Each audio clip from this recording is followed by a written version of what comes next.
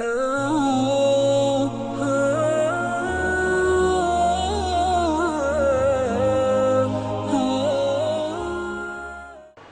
امام خمینی رحمۃ اللہ علیہ کی ذات وہ ہے کہ جنہوں نے تاریخ میں بڑا اثر چھوڑا ہے۔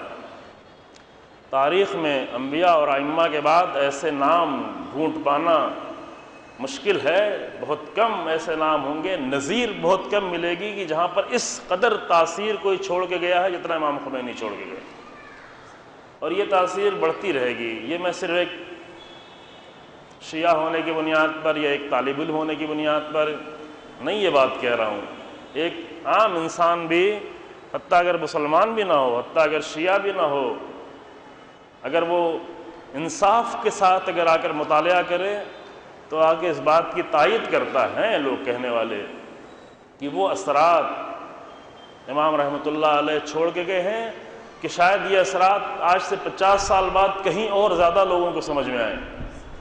شاید 100 سال بعد کہیں اور زیادہ سمجھ میں آئے کہ کیا اثرات چھوڑ کے گئے۔ امام خمینی رحمۃ اللہ علیہ نے وہ راہ جو تھی، اور ہم نے اس راہ پر بہت سارے نہیں معلوم کیا کیا چیزیں ڈال دی تو چھپ گئی تھی، حسین ابن علی کی راہ ہم نے چھپا دی تھی۔ امام خمینی رحمۃ اللہ علیہ نے آ کر حسین ابن علی کی راہ پر چلنا سکھایا۔ آج الحمدللہ لاکھوں کی تعداد میں جوان ہیں، ممکن ہے ہم ابھی بہت فاصلہ ہمارا ہم دور ہوں، لیکن راہ حسین ابن علی پر چلنا انہوں نے سیکھ لیا، اور اگر 72 لوگ راہ حسین ابن علی پہ چلنا سیکھ لیتے ہیں تو یزیدوں کو شکست ہونا شروع ہو جاتی ہے، اور آج الحمدللہ یہ تعداد لاکھوں کی تعداد میں حتماً شکست ہے، ہر میدان میں شکست ہے۔ کوئی سوچ نہیں سکتا تھا آج سے 6 سال پہلے 5 سال پہلے کہ اس طرح ان داعشیوں اور ملونوں کو شکست ہوگی، لیکن یہ کس نے شکست دی؟ یہ شکست جو ہے آج کے جوانوں نے نہیں دی، یہ راہ امام خمینی نے شکست دی۔ اور راہ امام خمینی نے شکست کس نے دی؟ راہ امام خمینی کی شکست کہاں سے ملی؟ یہ اصل میں راہ کربلا کی شکست ہے، کربلا والوں نے شکست دی۔ پہلے عرض کیا گیا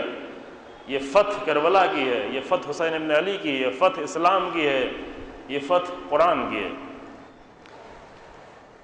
کہ قافلہ حجاز میں ایک حسین بھی نہیں، گرچہ تابدار ابھی گیسوئے دجلہ و فرات،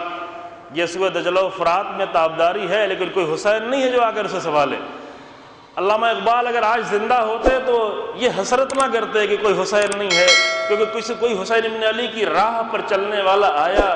اور اس نے دجلہ و فرات کے یسوع کو آگے سوار دیا۔